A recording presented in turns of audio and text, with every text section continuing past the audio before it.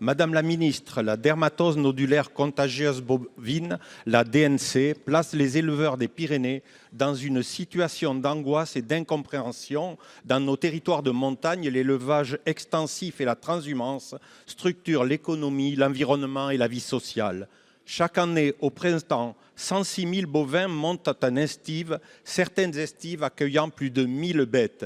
Des animaux provenant aujourd'hui de zones indemnes, situées hors périmètre vaccinal, se retrouveront ainsi mélangés à des troupeaux vaccinés. Par ailleurs, alors qu'en décembre dernier, les veaux pouvaient être vaccinés dès le premier jour, ceux de moins de 6 mois ne le sont plus aujourd'hui. Et cette incohérence affaiblit les dispositifs de prévention.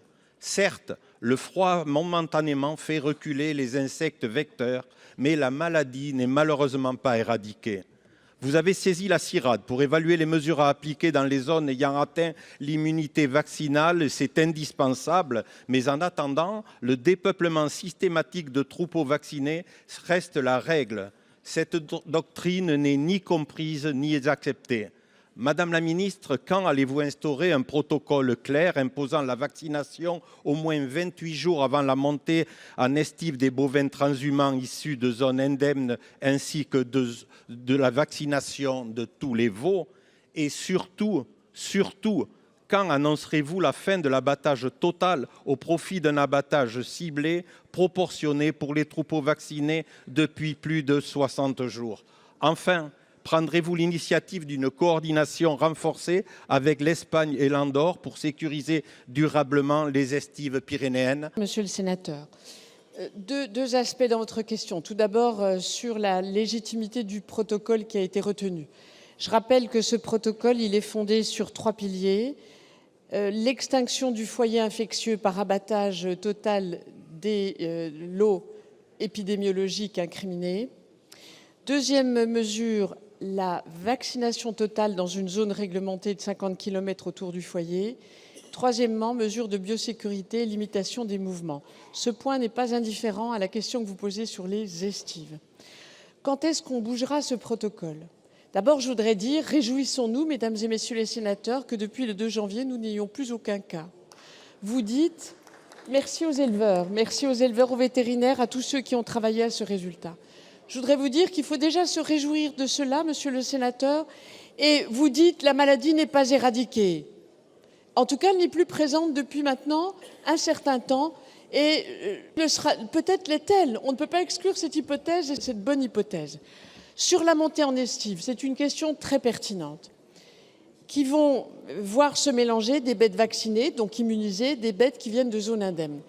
Toute bête qui entrera dans une zone vaccinale, ce qui est le cas des estives, devra être vaccinée. C'est une règle de bonne gestion sanitaire, c'est une règle de respect des mesures imposées par l'Union européenne. C'est grâce à cette observance des mesures sanitaires que nous avons pu rétablir les flux commerciaux avec l'Espagne, avec l'Italie, avec le Kosovo, avec la Suisse, c'est-à-dire rétablir du revenu pour nos éleveurs. Madame la ministre, effectivement, la maladie ne se manifeste pas, c'est pas pour ça qu'elle est éradiquée. Mais j'espère que vous avez raison et que l'histoire vous donnera raison. Madame la ministre de l'Agriculture, on parle beaucoup aujourd'hui de souveraineté numérique, souveraineté alimentaire, souveraineté militaire. Mais qu'en est-il de notre souveraineté sanitaire? Nous devons tirer des conclusions utiles de l'épisode de dermatose nodulaire contagieuse qui a sévi dans notre pays entre juin et décembre 2025.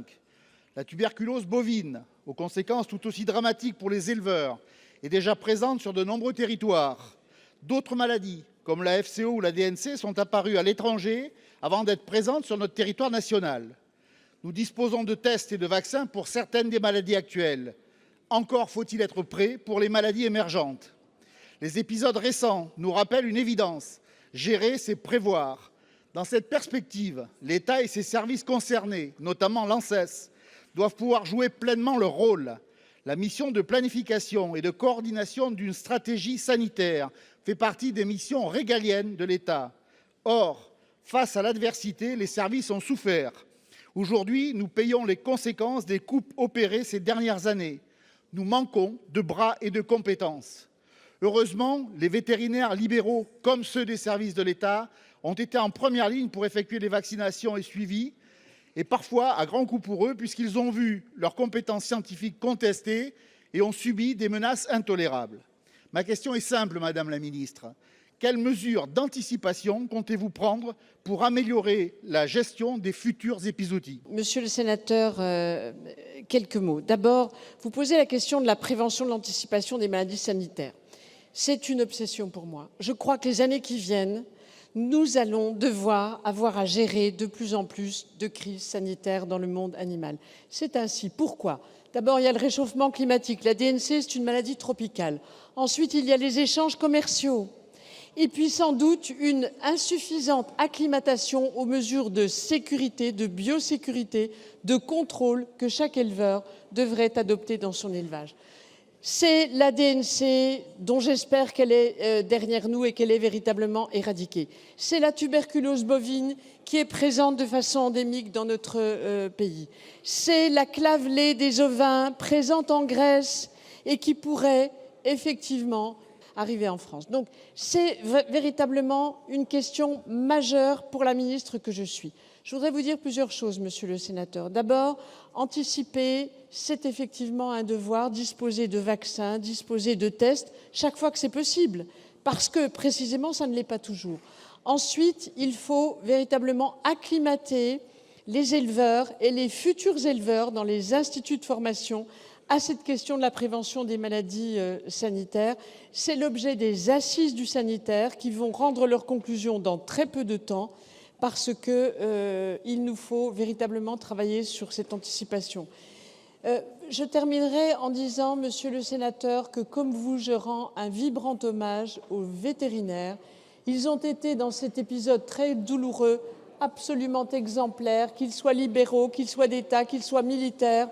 L'exploit que nous avons réalisé dans le Sud-Ouest, vacciner 750 000 animaux en un mois, a requis véritablement toute l'énergie et le dévouement de la profession. Je veux ici, devant la représentation sénatoriale, leur rendre hommage. Merci Madame la Ministre pour ces éléments qui ne sont pas complètement les réponses qu'on est en droit d'attendre sur le sujet. Mais en matière d'anticipation, nous avons soumis de longue date, avec un engagement fort de la région Nouvelle-Aquitaine et de tous les acteurs locaux autour du concept Une seule santé, One Health, une solution évidente, la création d'une 5e école vétérinaire à Limoges. Elle permettrait de renforcer la démographie vétérinaire ainsi que la recherche et donc d'armer les territoires en experts pour mieux gérer les épidémies à venir.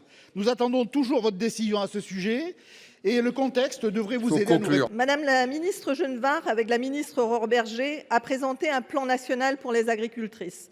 Presque 10 ans pour reprendre une partie des propositions faites dans le rapport du Sénat de 2017. Mieux vaut tard que jamais, je l'admets. Nous serons nombreuses ici à mesurer la mise en œuvre effective de vos mesures. Toutefois, les 11 millions de femmes vivant en ruralité méritent une politique plus globale que ce plan.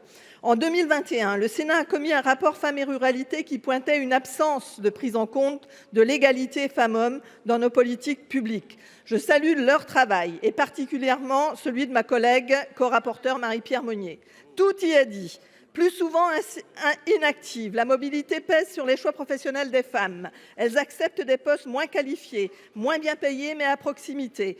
Alors s'accumulent temps partiel subi, horaires décalés, offres d'emploi moins diversifiées. Ce sont elles qui prennent soin des plus vulnérables, pourtant elles sont sous-payées. Les femmes sont celles qui gèrent aussi le quotidien de la famille. En milieu rural, chaque démarche prend plus de temps. L'accès aux crèches est plus difficile, les écoles plus éloignées, les déplacements nécessaires pour que les enfants accèdent à la culture, au sport. Les services médicaux s'éloignent. 13 départements sont dépourvus de gynécologues et vous voulez encore fermer nos maternités et plateaux techniques. L'arbitrage financier sacrifie toujours la femme aux revenus inférieurs à son conjoint. Cette fragilité économique et l'isolement géographique piègent parfois les femmes dans leur couple. Alors, le constat est glaçant. Près de la moitié des féminicides ont lieu en ruralité. Monsieur le ministre, à l'approche du 8 mars, quelles mesures globales proposez-vous contre les inégalités femmes-hommes qui sont amplifiées sur nos territoires ruraux? Madame la sénatrice, bien, tout d'abord, je pense que je vous remercie sincèrement pour cette question parce qu'elle est structurante. Je reviens, comme d'autres, tout juste du Salon international de l'agriculture. Ce que j'y ai vu, entendu, c'est une réalité. Les territoires ruraux sont vivants, ils sont engagés. Et puis surtout, ils attendent que la République, vous l'avez souligné, soit pleinement à leur côté. Eh bien, cela vaut aussi pour l'égalité entre hommes et femmes. Et vous l'avez rappelé, les travaux de la délégation aux droits des femmes du Sénat sur les femmes et les ruralités ont utilement mis en lumière ces spécificités territoriales et la nécessité d'adopter ces politiques publiques. Dans trop de territoires ruraux, les femmes cumulent les vulnérabilités, vous les avez très bien décrites. C'est l'éloignement des services, c'est l'isolement social, c'est on vit loin de tout, il est plus difficile de parler, plus difficile de signaler, plus difficile de partir. C'est une réalité que nous ne pouvons pas ignorer. Et malheureusement, aujourd'hui, c'est encore trop souvent le cas. Donc, avec Françoise Gatel, Aurore Berger et Annie Genevard, nous avons fait le choix d'une approche résolument territoriale. Annie Genevard a présenté au Salon, vous l'avez rappelé, un plan d'action national pour favoriser la place des femmes en ruralité. 41 mesures concrètes, issues de plusieurs mois de concertation et 3500 contributions. Les femmes représentent un quart des chefs d'exploitation et 30% des actifs agricoles. Elles sont donc indispensables au renouvellement des générations. Sans elles, il n'y a pas d'avenir pour notre agriculture et sans égalité, il n'y a non plus pas d'avenir pour nos territoires. Et là, vous me permettrez d'avoir une pensée pour ma mère dans le cadre de l'exploitation familiale. C'est quelque chose que j'ai vécu. De plus, en parallèle avec l'Association des maires ruraux de France, dans laquelle j'ai été président, vous le savez, nous avons développé le dispositif élu rural relais de l'égalité, le programme R, qui interpelle sur les violences intrafamiliales. C'est du concret. Un élu est identifié, formé, capable d'être une première porte d'entrée. Et en ruralité, vous le savez, la mairie est souvent la première porte d'entrée et la plus facile à pousser. Conclure. Aucun angle mort territorial pour la lutte contre les violences, aucun renoncement. L'égalité réelle suppose l'égalité territoriale. Et en plus, c'est un homme qui vous le dit. Merci, monsieur le ministre. Mais quand vous baissez les crédits aux associations de lutte contre les violences, ce sont les territoires ruraux que vous touchez et les permanences d'accès aux droits des femmes. Quand vous fermez des écoles ou des services hospitaliers, vous contribuez aux violences faites aux femmes dans nos territoires ruraux. Alors, monsieur le ministre, chaussez les lunettes de l'égalité pour y voir clair et pour qu'une politique offensive soit menée afin de construire une ruralité plus heureuse pour tous et toutes.